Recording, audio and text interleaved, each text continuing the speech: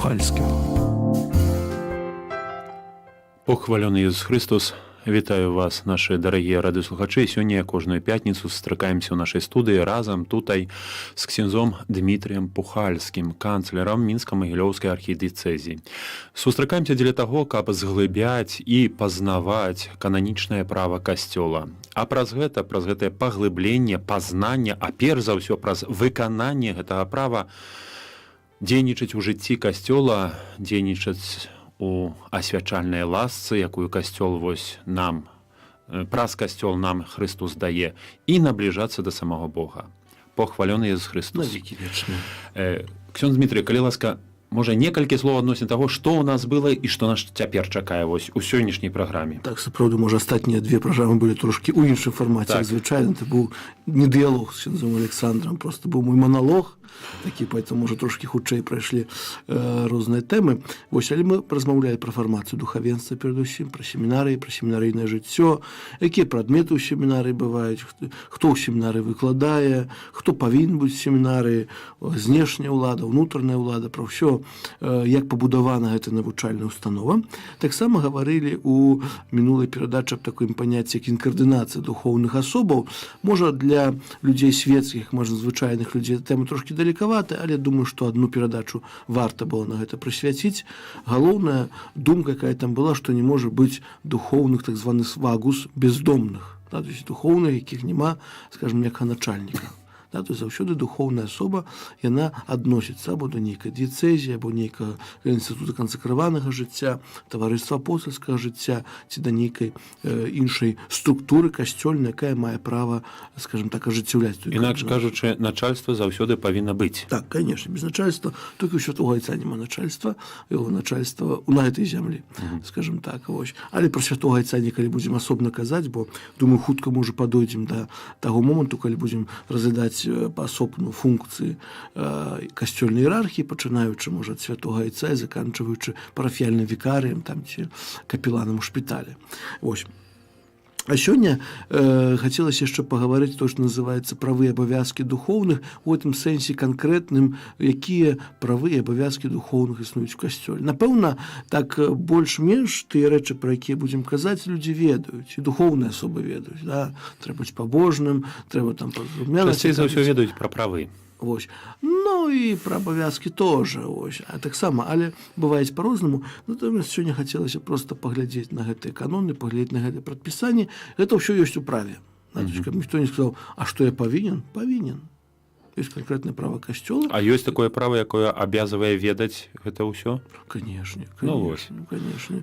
Вось, перад тым, як стаць святаром, кандыдаты здаюць экзамен, таксама з кананічнага права, павінны ўсё гэта ведаць. Вось. Ну, але ў жыцці бываюць па-рознаму, часамі нейкую лекцыю прагуляць можна, нейкую праспаць, нейкую захварэць, па-ўсякаму бываюць. Вось. А часамі выгадна, невыгадна, вось, так, карысна, некарысна. Так, ну, ўсё бываюць, вось. Але тым не менш, права касцёла ёсць права касцёла.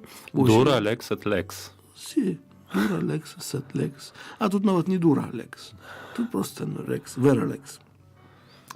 І, можа, першы канон, які гаворыць пра гэта, пра правы і абавязкі духоўных, гаворыць так, 273 канон, гаворыць, што духоўныя асобы маюць спецыяльны абавязак аказваць пашану і паслухмянасць вярхоўнаму пантыфіку і кожны свайму ардынарыю. Да, то есть пра гэты абавязак праслухмянасці, вось, пра які мы трошкі ўжо ўспаміналі ў мінулых перадачах, вось, асабліва тады, калі казалі пра інкардынацыю, вось, напэўна, тут гаворка не ідзе аб такой, я кажу, сляпой паслухмянасці. Біскуп табе скажа, ідзі павесі, ты пашоў павесіўся. Зусім не ў гэтым справа. То, значит, паслухмянасць таксама есть абмежавана нечым тады. Ну, конечно. Ось, конечно, гаворка ідзе пра тое, што датычыць, скажем так, жыццё касцёла, жыццё і паслугі касцёла. Так? Паслухмянасць вярхоўнаму пантыфіку, паслухмянасць кожны свайму ардынарыю. Больш таго, гэтую паслухмянасць кандыдат да святарства таксама выражае падчас пасвячэння. Калі укладываючы свае рукі ў рукі біскупа, які пасвячае, адказвае на пытанне: ці абяцаеш мне і маім наступнікам, у выпадку з дыцэзіяльнымі святарамі, мне і маім наступнікам пашану і паслухмянасць. Да? Па сутнасці, увесь касцёл Божы збудаваны на паслухмянасці. Можа, гэта адзін раз прачытаў такую рэч: у касцёле няма дэмакратыі. касцёле Ну, няма. паслухмянасць. Пан Езус выбраў такую мадэль існавання касцёла, вось якая будуецца на паслухмянасці, зноў-такі паўтаруся, не сляпой паслухмянасці, вось не то, што іх часамі можа это здавацца, але па сутнасці паслухмянасць это адна з найпрыгажэйшых рэчаў, якія існуе ў касцёле. Прыняць і паверыць, што праз тваіх настаяцелей, праз ардынарыя, праз вярхоўнага пантыфіка таксама дзейнічае Бог у жыцці святара. Так ёсць. Да? Это вось першы такі спецыяльны абавязак. Да? Ну, там яшчэ ёсць пашана. Так, пашана. Але да свайго, а да чужых? Ну, калі соседний... Это специальный обовязок до своего. Понятно, что, скажем, шанаваць кожного человека трэба, незалежна от того, чи это біскуп, чи это прэзбітар, ці д'якон, чи светскі чалавек. Вось. Але паслухмянасць у сэнсе таким вот касцёльнай паслухмянасці, так, аказваем, конечно, свайму ардынарыю. Так?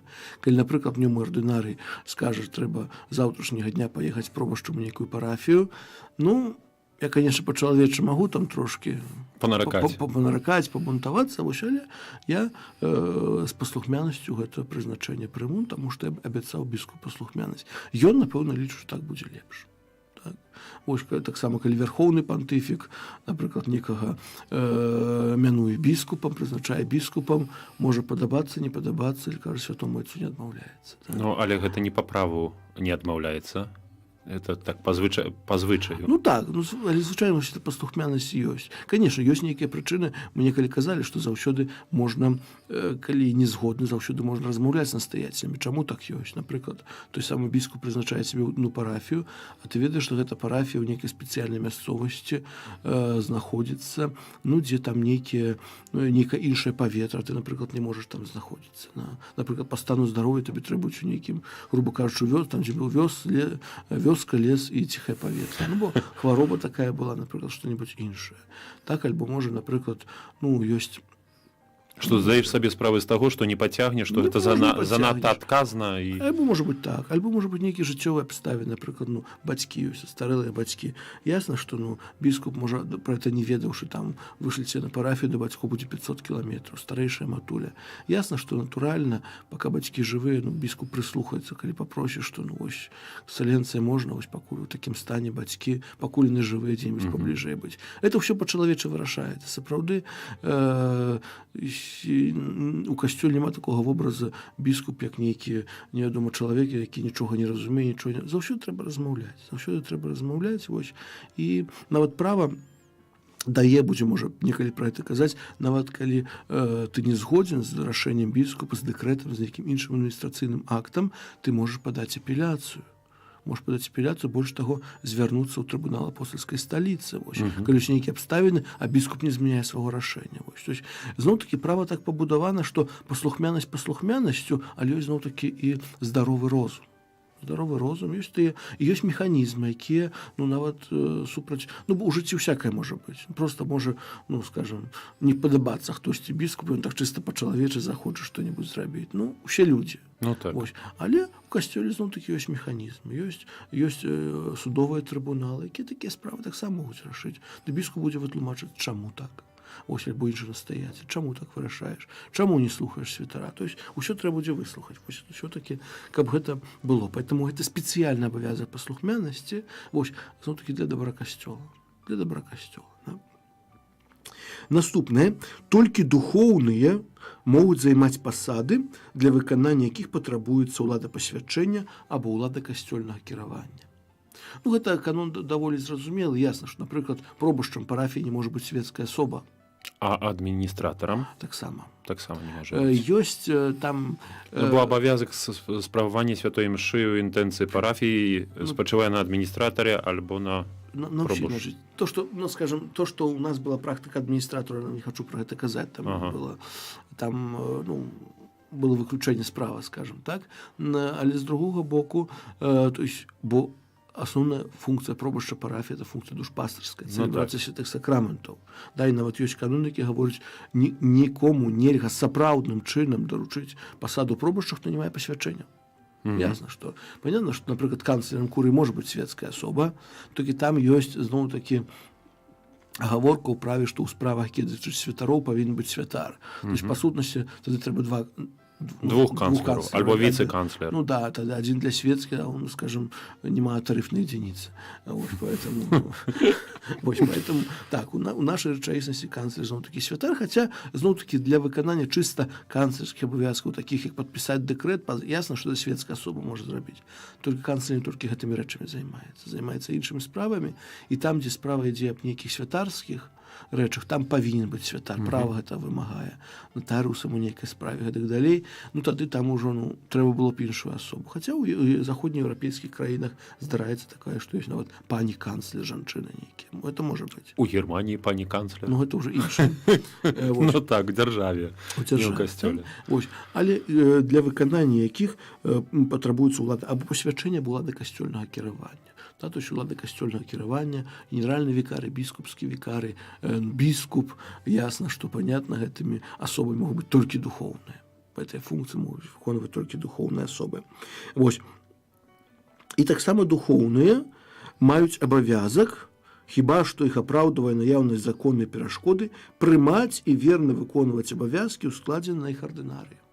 То есть я на моцы прынятага сакраменту пасвячэння, на моцы гэта абяцання паслухмянасці, павінен, як права кажуць, прымаць і па магчымасці верна выконваць абавязкі, якія дае мне ардынарый. Это ў святарскім служэнні. Это можа быць падрыхтоўка нейкай працы, гэта нармальна. Нармальна, калі ардынарый аб нечым просіць, даць нейкае заданне, яго трэба выканаць. Не можа быць так, біскуп сказаў, я у одно ухо ўлецела, у другое вылецела, і жывіце як хочаце. Ну, але гэта кранаецца тых спраў, якія кранаюцца касцёла. Ну, конечно, больш за ўсё. То есть касцёла святарскае служэнне, скажем так. Понятно, что нейкія асабістыя справы, біскуп, можа мне сказаць, ідзі купі зялёную кашулю. Можа сказаць, я могу паслухаць, могу не паслухаць, гэта не з'яўляецца тым... Але, напрыклад, калі біскуп скажа, вось, трэба паслугоўваць у гэтай фірме. Што датычыць фірмаў, тут будзем пра гэта казаць, тут наогул ёсць... Кіраваць, скажем, вось, гэта не святарская паслуга па сутнасці, а... Вось, тады ёсць пытанні да біскупа і да святара.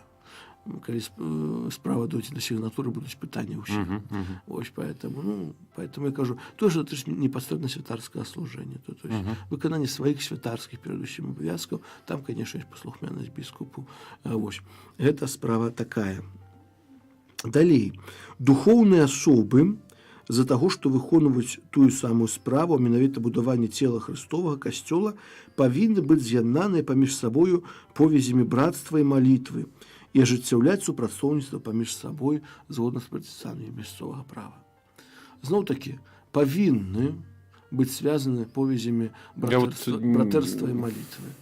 Вось як у законе, то яшчэ зразумела. Вось як адзін ад другого там 20 кіламетраў, і цяпер повязь братэрства, сустрэцца... Зноў-такі, вось это то, што права гаворыць. Понятно, сустрэцца. І зноў-такі в нейкай канферэнцыі недавно чуў, адзін святар праводзіў канферэнцыю для святароў, кажа так, у святарстве няма такого, што адзін другому будуць сябрамі. Гэта неправда. Нават не імкніцеся да гэтага, так ніколі не будзе. Як у кожнай чалавечай супольнасці, вялікай супольнасці, напрыклад, наша дыцэзія 130 святароў. Прадставіў, што ўсе 130 святароў будуць сабе сябрамі, ніколі такога не будзе. Неба на зямлі. Неба на зямлі, але такога ніколі не будзе. Але ён кажа, не забывайце, што вы павінны быць братамі адзін аднаму. Сям'ю не выбіраюць. Ёсць такі брат, і кажуць, у сям'і не без уродаў, всякае бывае. Але трэба проста з гэтым жыць, трэба навучыцца з гэтым жыць. Вось такі брат у святарстве ёсць. З гэтым братам у святарстве мне трэба жыць 10, 20, 30, сколькі пан Бог даць гадоў. І адпаведным чынам, то есть трэба прыняць чалавека. Наш арцыбіскуп часамі ў розных сітуацыях кажуць, думаю, што не здраджу службовую таямніцу, скажу, кажуць, конечно, можа, хацелася б іншых. Але няма. Але няма. Трэба працаваць з тым, з кім ёсць. І гэта вельмі мудры падыход да справы. Канешне, хацелася б большых прафесіяналаў, можа, там, але ёсць, хто ёсць. І дзякуй Богу за тое, што ёсць. Могло бы и гэтага не быть. Могло бы и гэтага не быть. Поэтому у нас не самая горшая ситуация. Поэтому, конечно, стараемся, конечно, хочешь нешта рабіць. Але святарскае такое братэрства, повязі, малітвы. Прыгожа, як святары на святую імшу збіраюцца разам. То, што у нас называецца дзень засяроджанасці, альбо вялікі чацвер будзе, напрыклад. Так? Глядзіш на наш прэсбітэрый, дзякуй, пытай Божа за такі прэсбітэрый. Это нашы святары, это наша дыяцэзія. То есть мы будуем адну дыяцэзію, і гэта павінна быць такой такім адзінствам, пра якое, ну, пра якім Езус таксама маліўся па сутнасці. Да. Канешне, кожны працуе на сваёй парафіі, кожны мае свае абавязкі. І можа быць так з некаторымі святарамі, ну, скажем, я працуючы ў куры маю дачыненне амаль з усімі. А адзін на парафіі, другі на парафіі, калі паміж імі розніца там 200-300 кіламетраў, то можа быць, што за гэта 10, 20, 30 гадоў ні разу не перасякуцца. Так, па-вялікаму толькі у Вялікі Чацвер. Можа быць і так. Вось. Але тым не менш, я ведаю, што это святар, што это мой брат у святарстве. Ну, калі прыедзе да мяне, ну, кубачак кавы ім дам чалавеку, ну, там, ці абедам на карулю. Ну, такое звычайнае чалавечае адносіны, как былі, это вельмі важна. Вось. Духоўныя зноў-такі павінны прызнаваць і падтрымліваць тую місію, якую таксама светскія, кожны па меры сваіх сіл і магчымасцяў, выконваюць у касцёле і свеце. Да? Зноў-такі прадпісанне даволі шырокае. Вельмі шырокае. Вельмі шырокае, так. Ну, бо, па сутнасці, калі казаць пра выкананне нейкай місіі, ну, то, перш за ўсё, гэта місія евангелізацыі. Так, перадусім місія евангелізацыі, але сёння вось мы бачым, што ўсё больш асобы свецкія выходзяць у гэту дзялку. І некаторыя справы сапраўды робяць вельмі добра. Ну, бо могуць быць спецыялістамі. Спецыялісты, прафесіяналы ў розных галінах, ці это будаўніцтва, ці это эканоміка, ці это выдавецтва, ці нейкія іншыя справы. І добра, да, то есть касцёл зноў-такі забавязвае духоўных. Это зноў-такі рэха, гэтыя каноны большасць з іх, гэта рэха другого Ватыканскага сабора, трэба это ўсведамляць сабе. Да, бо ўсё ж такі, калі возьмем кодекс 17-го года, першы кодекс, які быў у касцёле 1917-го, кажу, не проста 17-го, 1917-го, ось, ён быў ўсё ж такі трошкі іншы, там быў іншы падыход да духавенства. Па сутнасці, Божы народ то быў такі матэрыял для працы, скажем так.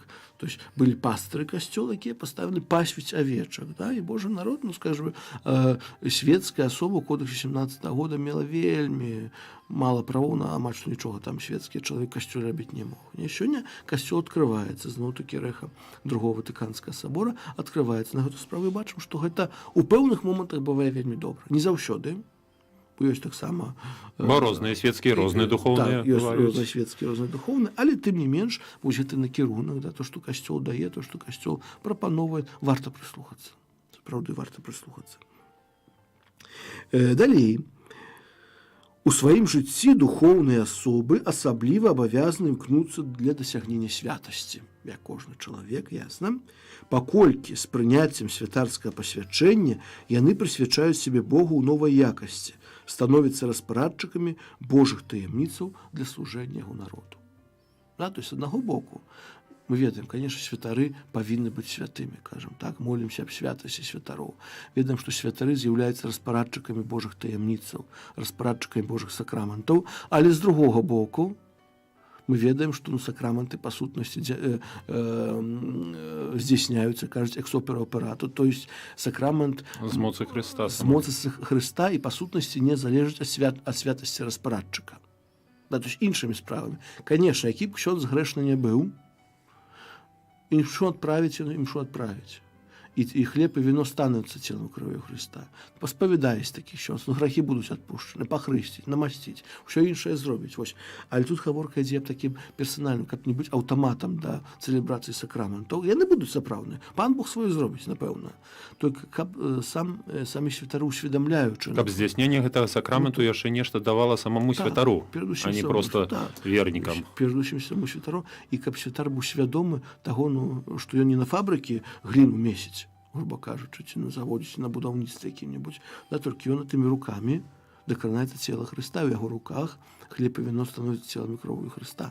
Перадусім, это, понятно, вялікая таямніца. Тым, хто удзельнічае ў гісторыі збаўлення і справуе па сутнасці, уводзіць гэту гісторыю збаўлення. Чалавека, так, і понятно, што паслана для людзей, людзі бываюць вельмі розныя, то есть на эту тэму тут можна не адну канферэнцыю. Ну, бо шырока. Это вельмі шырока. Але тым не менш, зноў-такі, як я кажу, Божых тых правоў і абавязкаў, людзі разумеюць, святары разумеюць, понятно, што трэба быць святымі, вось. Ну, але з дарогай да святасці ў кожнага свае праводы. Ну, бо было святымі будьце, як я святы, кажа пан Бог. Але другі параграф канону гаворыць, што рабіць для таго, каб эту святасць дасягнуць. Канкрэтна. Да? Перадусім, першае, яны павінны верна і нястомна выконваць абавязкі пастырскага служэння. А, то есть, па сутнасці, звычайная святарская праца, звычайная святарская паслуга, яна набліжае святара да гэтай святасці і дасканаласці.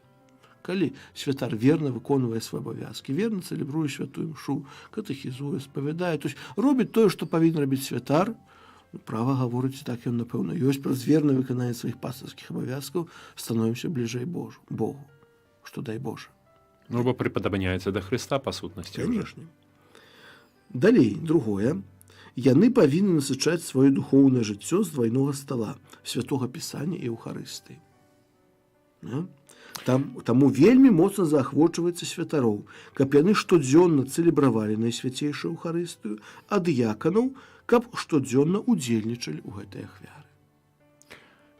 Я толькі здзівіўся, што толькі две Еўхарыстыя, ну, і Слова Божае, што не закранулі трэцюю крыніцу, скажем, тэалагічнага пазнання, гэта традыцыя. Ну, права пра традыцыю, скажем так, вось, ну, бо па сутнасці цэлебруючы Еўхарыстыю, да, цэлебруючы святую імшу, мы там маем дачыненне з Божым словом, перадусім, ўсё-такі, калі ўжо чытаем Біблію, ўжо добра. Традыцыя касцёла справы добрая для навукоўцаў. Это адно з, скажем, крыніцаў жыцця касцёла, так, адкуль касцёл чэрпае веды пра аб'яўленне, пра іншыя справы. Вось. Ну, права каноні. Айцы сабору, айцы кодекса вырашылі так. Да, двойной стол Божьего слова і Еўхарыстыі. Да? Але святару вельмі настойліва рэкамендую, заахвочваецца штодзённа цэлебраваць Найсвяцейшую ахвяру, дыяканаў штодзённа удзельнічаць. Да? Мы некалі казалі аб тым, што святару не можна больш чым раз у дзень цэлебраваць святую імшу, а тут кожны дзень. Да? То есть, па сутнасці, кожны дзень святая імша, якая з'яўляецца крыніцай і мэтай усяго хрысціянскага жыцця, павінна быць у святара. Ну, так. Бо святар для гэта высвечаны. Ён не высвечаны для таго, каб быць дырэктарам радыё, ён не высвечаны для таго, каб працаваць у куры паперкі перакладаць, каб навучаць семінарыстаў, каб будаваць касцёлы, каб яшчэ толькі святар перадусім яго назад. Бо гэта могуць іншыя зрабіць. Але святую імшу за святара ніхто не адправіць. То есть гэта перадусім ён для гэтага павінны удзельнічаць. Трэцяе, наступнае. На святароў, таксама на дыяканаў, якія імкнуцца да прэзбітарату, ускладаецца абавязак штодзённа поўнасцю цэлебраваць літургію гадзінаў. Так? А сталыя дыяканы павінны цэлебраваць тую частку, якая вызначана канферэнцыяй біскупаў. Да? То есть, інакш кажучы, тут вось важная рэч, аб якой я па сутнасці не ведаў, што сталыя дыяканы маюць трохі іншы абавязак, ніж звычайныя дыяканы. Так. То есть ёсць адрозненне дыяканы, якія імкнуцца да прэзбітарату, і дыяканы сталыя, пастаянныя, мы некалі пра гэта казалі. Пастаянныя дыяканы павінны цэлебраваць ту частку літургію гадзінаў, якую ім прадпіша канферэнцыя біскупаў. Ну, а вось у нас была канферэнцыя біскупаў, сталы дыяканат, а яшчэ кандыдатаў няма, яшчэ нічога не прадпісалі. Яшчэ нічога не вырашылі. Вось, але дыяканы, то есть з моманту дыяканскага пасвячэння, цэлебраваць літургію гадзінаў поўнасцю. Не то, што мне захочется, сёння ютрань, заўтра нешпары, а паслязаўтра камплету. А можна так за два дні в один раз? Ну, кажуць, нехта, каб на Рышэлье так рабіў, што сядаў недзе ў 11 вечара аднаго дня, да поўначы цэлебраваў літургію гадзіну аднаго дня і з поўначы да часу ночы за другі дзень. Ну, цяжка ў 12 ночы нешпары вячэрнія казаць. Ну, калі ўжо гаворым пра літургію гадзіну, можа, некалі казалі, я ўжо не памятаю, там усё ж такі вельмі настойліва рэкамендуецца па магчымасці, бо ўсё ж такі літургія гадзіну, то літургія асвячэння часу.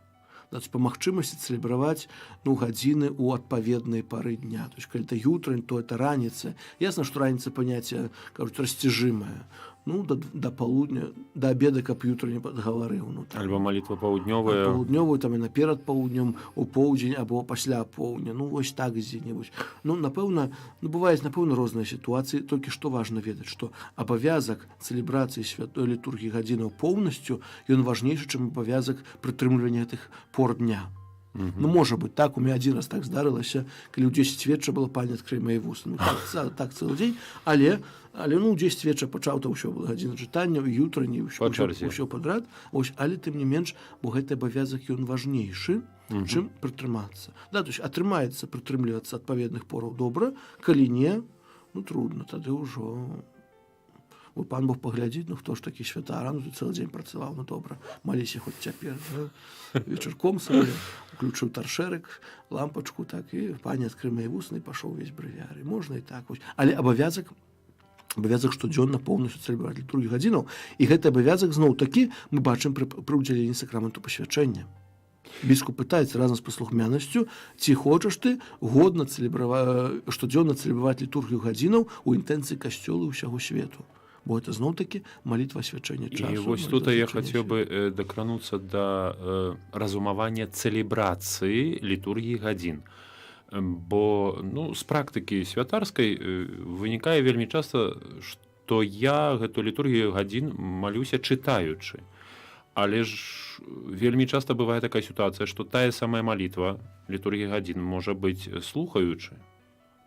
Можа быць, касцёл дапускае літургію гадзіну, бо, напрыклад, бывае так, што, напрыклад, святарамі едзем недзе ў машыне, там 3-4 чалавекі, чи на пахаванне, разам едзем, просто ў далёкую дарогу, там выехалі ў 6 раніцы, ясна, што будзем маліцца ў дарозе, бо што ў 5 устаць цяжка будзе, конечно, усе пабожныя толькі настолькі, вось. І нармальна, што калі я за рулём, то я ўжо слухаю, як іншыя моляцца, але тым самым удзельнічаю. Бо ў нас, напрыклад, каплеты заўсёды вечары, і у 10 гадзін включаеш і слухаеш камплету.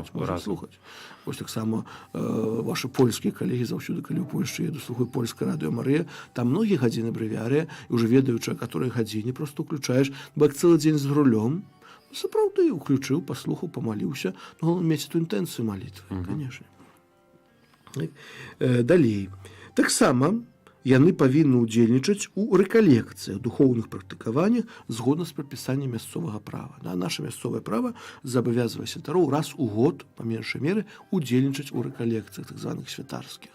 Не праводзіць цяпер час Вялікага посту, многіх запрашаюць. 4-5 туры, так, Вялікі пост, адвент, многія, ведаю, праводзяць святары рэкалекцыі, але таксама самому удзельнічаць, самому паслухаць Божае Слова, разважыць Божае Слова. І гэта, скажем, абавязак раз у год ёсць. Наша, скажем так, канферэнцыя біскупаў вельмі да гэта адносіцца дэмакратычна, па меншай меры наша дыяцэзія, я не хачу пра канферэнцыю казаць, дапускаецца ў любым месцы правесці рэкалекцыю. Заўсёды ёсць святарскія рэкалекцыі ў дыяцэзіі, для тых святароў, хто хоча, хто можа, для тых, хто не можа, яны могуць адбыць у любым месцы.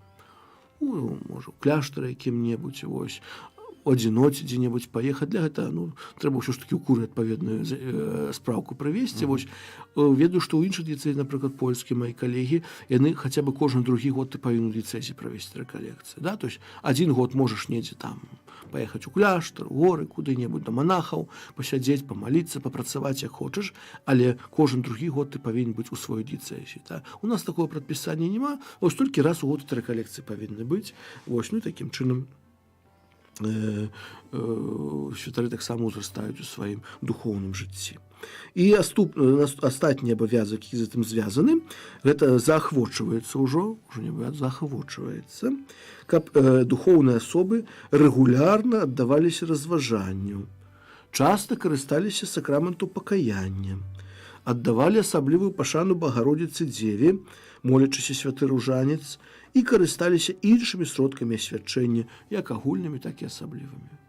Значит, бачым тыя, што практыкі, да якіх вучаць семінары, разважанне святога пісання, малітва ружанца святога, нейкія іншыя малітвы. Да гэта святоў заахвочваецца. Да? То есть, калі, напрыклад, брывіяры маем абавязак, ёсць. Да? То есть, глядзіце, іерархія, абавязак брывіярыя, святая імша вельмі заахвочваецца штодзённа, а ўсе іншыя формы пабожнасці заахвочваецца. Калі ўсё разам маліцца будзе вельмі добра. Святымі будуць. Дай Боже, каб былі святымі. Далей. Духоўныя абавязаныя захоўваць поўнае пастаяннае ўстрыманне дзеля нябеснага валадарства, таму яны забавязаны цэлібату, які з'яўляецца асаблівым Божым дарам, дзякуючы якому святыя распарадчыкі могуць лягчэй нераздзельным сэрцам трымацца Хрыста і свабодней прысвяціць сябе служэнню Богу і людзям. Я, можа, спецыяльна не буду на этой тэме застанавлівацца, бо тэма цэлібату ў касцёле заўсёды была, ёсць, і найбольш цікавіць людзей далёкіх ад касцёла па сутнасці. То есть, Вось. Ён ёсць, і калі быў уведзены, як быў уведзены, абавязковы, то скажу так, што калі ўводзілі цэлібат, сёння намнога больш нават тэалагічных падстаў для існавання цэлібату. Вось. Таму ён ёсць як Божы дар, мы яго прымаем, дзякуем Богу за яго і жывём. Я калісьці сустрэўся з грэка-католікам, святаром, які цэлібата не мае, вось, ён сказаў прама: я зайздрошчу. Больш пра гэта не будзе казаць, Так. тут можа быць вельмі па-рознаму, але касцёл, толькі трэба што адзначыць, што гэта дысцыпліна касцёла. Па сутнасці, то есть не трэба гэтага баяцца, трэба в этом явна сказаць, заўтра касцёл можа цэлібат адмяніць. То значыць, гэта наказ самого касцёла. Это наказ касцёла, то есть это дисциплина касцёла. Скажем так, касцёл пасвячае, удзяляе сакрамент пасвячэння нежанатым мужчынам. Амен. Лацінскі касцёл. Так, лацінскі касцёл удзяляе сакрамент пасвячэння нежанатым мужчынам. Да, то есть цэлібат — это дысцыпліна касцёла. Такая ёсць, якая, можа быць у любы момант зменена, ну, але практыка жыцця паказвае таксама багацце гэтага інстытуту цэлібату для духавенства. Вось таму так ёсць. Далей, духоўныя асобы павінны з належнай развагай захоўваць сябе ў адносінах да тых людзей, наведванне якіх можа пагражаць іх абавязку захоўваць цэлібат або выклікаць скандал у вернікаў. Зноў-такі, такое прадпісанне, да, то есть куды хадзіць, куды не хадзіць, з кім задавацца, з кім не задавацца. Да? Усё можа з асцярожнасцю. З асцярожнасцю, развагай. Да? Понятно, калі, прыклады, можа, не хочацца прыводзіць, так, калі святар кожны вечар будзе прыхадзіць да маладой дзяўчыны, там цяжка, каб не было скандалу вернікаў. Напэўна, нехта нешта падумае, пытанне навошта, што вы там робіць. Можаце ружанец адгаварваць, вось, толькі ніхто гэта не паверыць. Да, поэтому тут ёсць такі, ўсё я магу, толькі не ўсё прыносіць мне карысць, як піша апостол Павел. Поэтому тут гэта трэба трымацца, і далей дэцызіяльны біскуп мае кампетэнцыю устанаўліваць больш канкрэтныя нормы ў гэтай справе, а ў асобных выпадках нават ацэньваць захаванне гэтых абавязкаў. Да? І гэта адносіцца до канкрэтнай дыяцэзіі. Так, до канкрэтнай дыяцэзіі. Напрыклад, у 40-х, 50-х годах я просто пішучы адну працу ў Варшаве, у некаторых дакументах дыцэзіяльных капаўся, і там вельмі распаўсюджана была забарона ў дыяцэзіях святарам мець матацыклы, і на матацыклах, калі яшчэ мець там паўбяды, але забаранялася святарам на матацыклах вязіць жанчын. Напрыклад, бо лічылася занадта блізка, абдымаюцца і так далей. І гэта ў многіх дыяцэзіях польскіх 40-е, 50-е, 60-е годы такое было. Біскуп мае права? Мае права. Ну так. Хіба што ў калясцы. Калясцы, у касцы тады. Да? Далей. Дэцызія цяпер это былі больш абавязкі, правы. Дэцызіяльныя духоўныя асобы, маюць права аб'ядноўвацца з іншымі святарамі для дасягнення мэтаў, згодных са статусам духоўнай асобы.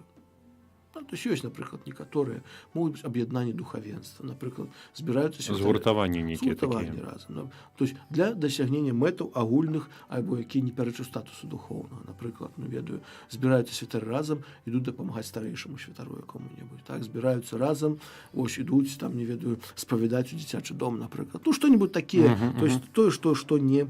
Гэта яны павінны быць свабодна, дыяцэзіяльныя святары. У законных там ёсць свае канстытуцыі, там ужо ёсць трошкі іншая справа, бо законнікі заўсёды павінны прытрымлівацца свае канстытуцыі, яны заўсёды вышэйшыя, чым, не хочу сказаць вышэй, чым кананічнае права, але у кожным інстытуце свае прадпісанні маюць значэнне, таму там трэба глядзець, так?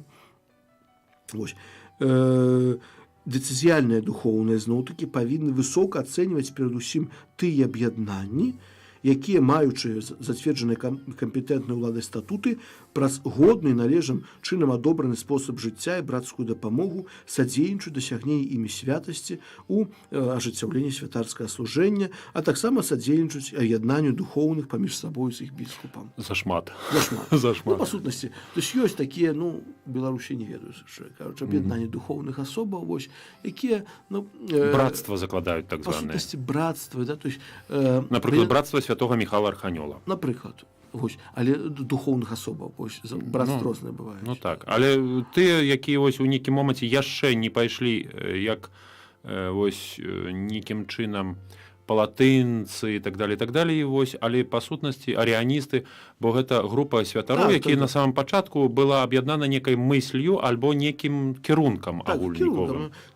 Для хворых, там, опека хворых, напрыклад, ці выдаванне пабожнай літаратуры, ці салезіяне моладзю. Салезіяне моладзю. Ну, спачатку, цяпер это ўжо преобразавалася ў такія, скажем, у таварыствы ці супольнасці законнага жыцця. Вось, ну, але па сутнасці спачатку яны ад гэтага ўсё пачыналася, скажем так, да? То есть нейкая пабожная мэта, і таму гэта трэба цаніць, але з другога боку духоўныя павінны устрымлівацца ад удзелу ва ўтварэнні і працы такіх аб'яднанняў, мэты і дзейнасць якіх не сумяшчаюцца з абавязкамі духоўных, або могуць перашкодзіць сумленным выкананні даручэнняў у складзе духоўных кампетэнтнай касцёльнай улады. Напрыклад, духоўныя могуць аб'яднацца для таго, каб разам, не ведаю, у карты пагуляць, у казіно схадзіць. Ну, гэта ўжо не будзе. Так, не будзе садзейнічаць выкананню імі духоўных абавязкаў духоўнага стану, больш таго можа перашкодзіць. Да, поэтому ад гэтага павінны устрымлівацца, да? Бо тут толькі карта добрая пайшла, а трэба на імшу бежаць. Так, і што зробіш? Вось, і што зробіш? Поэтому лепей устрымлівацца, так? Далей, пасля прыняцця пасвячэння духоўныя павінны працягваць вывучэнне святых навук і трымацца дактрын, заснаванай святым пісанні, перададзенай продкамі і паўсюдна прынятую касцёле. Вось яна традыцыя. Інакш кажучы, духоўныя павінны слухаць нашу праграму. Так, павінны слухаць нашу праграму. Вось, зноў-такі, каб не прыпыніць сваё развіццё на духоўнай семінарыі. Гэта, па сутнасці, калі возьмем любую фірму, любую прафесію, не люблю про это казаць, вось, але па сутнасці ўсюды ёсць курсы павышэння кваліфікацыі. Ніколі не бывае так, што там лекар, настаўнік, інжынер, ён вось закончыў інстытут там 10, 20, 30 гадоў таму назад і па тых самых картках працуе. Хіба што Савецкі Саюз. Ну, всякае бывае. У галаве. Так. Да, то есть усюды патрэбна развіццё. Таксама нейкія тэалагічныя думкі нейкія, ну, быць, кажуць, на топе ўсяго. Толькі на топе, там, што цяпер... Інфармацыйным. Так, інфармацыйным, у каго якая машына там, ці што ў палітыцы робіцца. Ну, добра, гэта ведаць. Вось. Але таксама мы спецыялісты чаго? Абвяшчэння Божага Слова. Да, якія новыя, ну, тэалагічныя, можа, думкі ёсць, бо тэалогія таксама цікавая навука. Самі пачытаць якія-небудзь тэалагічныя часопісы, вось цікавыя рэчы можна вычытаць. Асабліва у тым моманце, калі свет вельмі часта атакуе і нараджаюцца розныя праблемы, на якія тэалогія мае абавязак адказу. Пачынаючы ад гэтых спраў штучнага запладнення альбо інвітра, заканчваючы гэтай гендернай нероўнасцю ці роўнасцю. Вось, бо, вядома, тут такі свет можа нагаварыць свайго, а святар нават не будзе занадта ведаць, што гэта такое і як на гэта адказаць. Бо ў семінарыі не вывучаў. І такія выпадкі здараліся. Здараліся, святар нічога дрэннага якого не бачу, паблагаславіў жанчыну, а што, ну, хоча дзіця мець, хай маюць. Ну. І поэтому гэта павінна, святары не могуць быць, скажем так, ну, неадукаванымі. А ўжо прайшлі тыя часы, калі святар быў самы разумны ў вёсцы. Ось цяпер людзі ведаюць, і мы не можам адставаць ад гэтага. Ну, нельга быць такім, перапрашай, Іванушкай дурачком, прыйти там хі-хі-ха-ха і толькі анекдоты расказваць. Не, трэба умець на розныя тэмы пагаварыць, і гэта таксама ось ляжыць на святарах гэтых абавязках. Да, біскуп павінен это пільнаваць, таму ёсць, ну, скажем так, у нашай дыцэзіі займаюцца святарамі да 5-го года фармацыі святарскай, а ёсць у многіх да 10-го, 20, 25, раз на нейкі час сустракаюцца, некаторыя экзамены здаюць, некаторым у адным законе, недаўнім законнікі расказалі, не буду казаць у якім, вось, расказалі, што ён там раз на некалькі гадоў, ім трэба нешта прачытаць, экзамен здаць перад сваімі настаяцелями, да, то есть, ну, каб мазгі не застаяліся. Трэба нешта чытаць, трэба нешта рабіць. У нас былі такія сітуацыі, раз на 10 гадоў на месяц збіралі і лекцыі. Так, у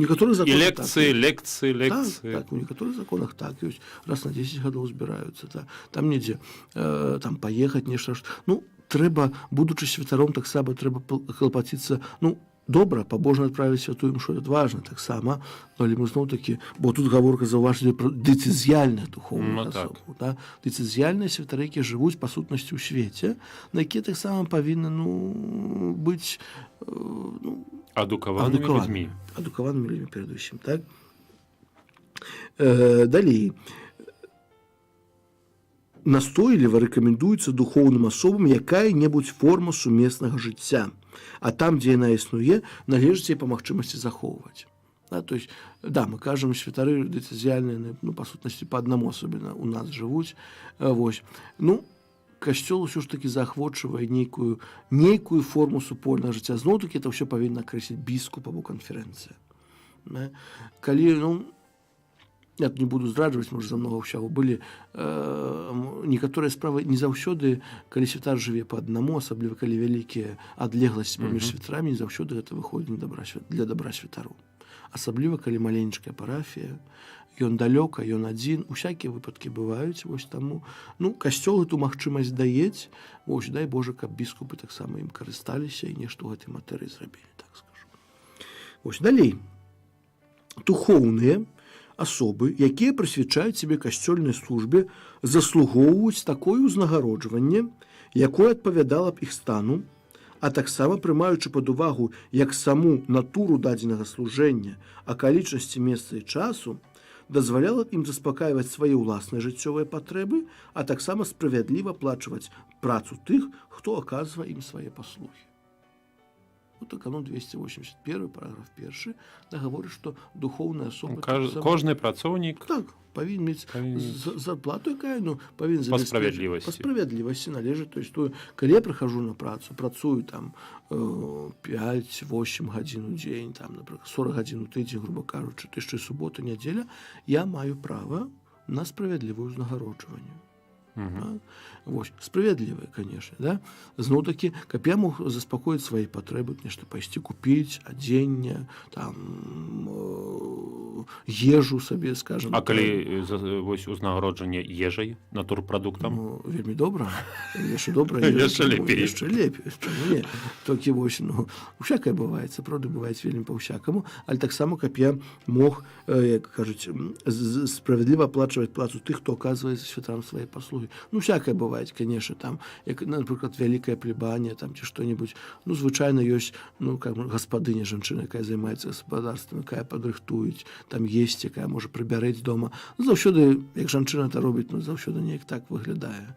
Я, конечно, сам себе прыбіраю, вось, ну, выглядае, па ўсякам бывае. Ну, але, наколькі я ведаю, там камнатушка ж невялікая. У мяне так, там, ну, раз і ўсё. Так, ну, але... Горш, калі б гэта вялікая плебанія была, то ну, але бывае па всяком, да? Але зноў-такі справе, конечно, не акрэсліваецца колькасць і сістэмы. Сістэмы, можа, некалі пагаворым яшчэ пра тэму вот это забеспячэння святароў. Яна ўсюды вельмі розная. Вось, у нас адна, у іншых краінах іншая. Вось, ну, але нейкім чынам сапраўды трэба, ну, зноў-такі абавязак біскупа клапаціцца аб тым, каб это было справядліва, больш-менш справядліва. Вось. Другі параграф гаворыць, а тым трэба клапаціцца аб тым, каб святары маглі карыстацца сацыяльным забеспячэннем, якое існуе ў дзяржаве, якое дазволіць ім належным чынам паклапаціцца аб сабе ў выпадку хваробы, непрацаздольнасці або старасці. Зноў тое, што ў нас цяпер ёсць, тое, што біскупы заахвочваюць святары, каб былі ўладкаваныя на працу.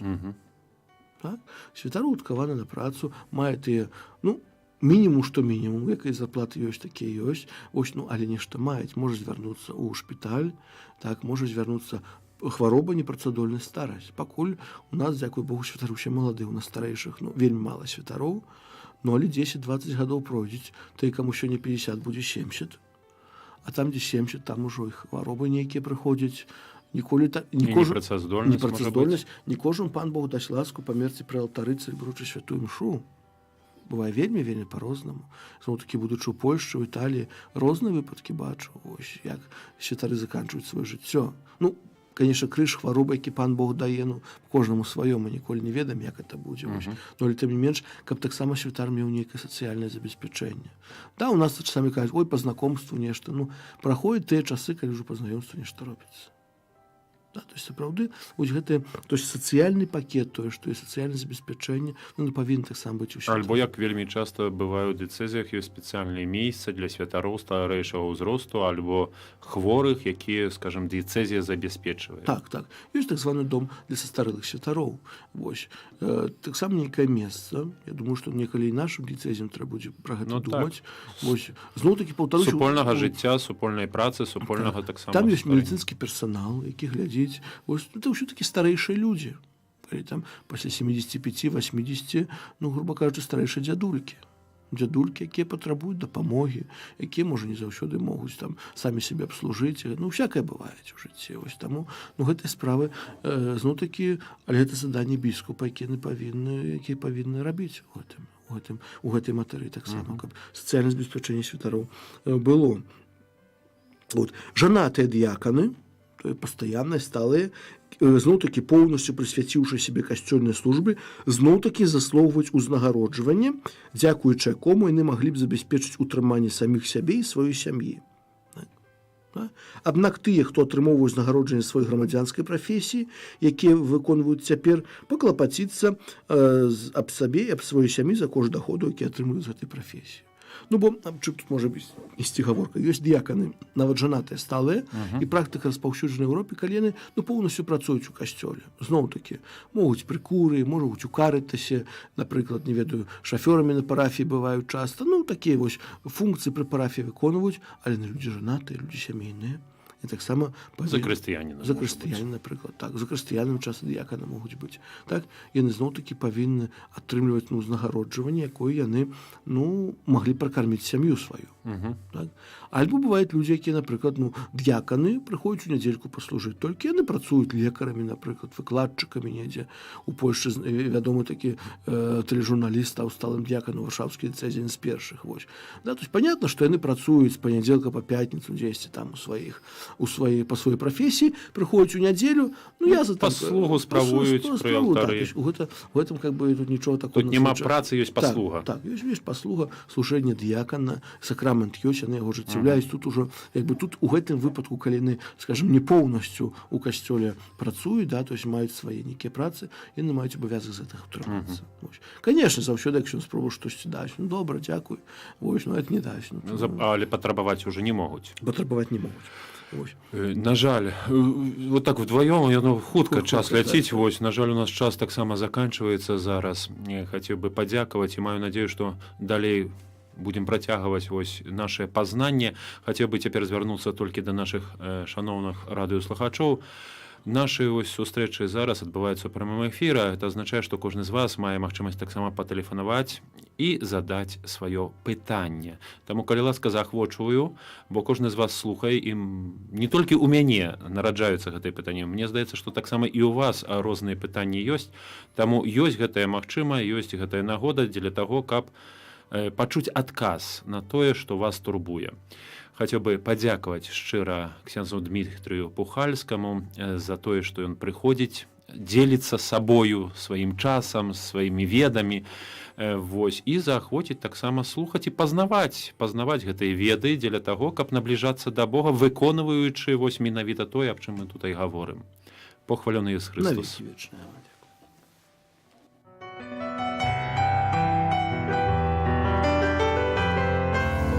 Вы слухали перадачу «Кодекс кананічнага права» з ксяндзом Дмітрыем Пухальскім.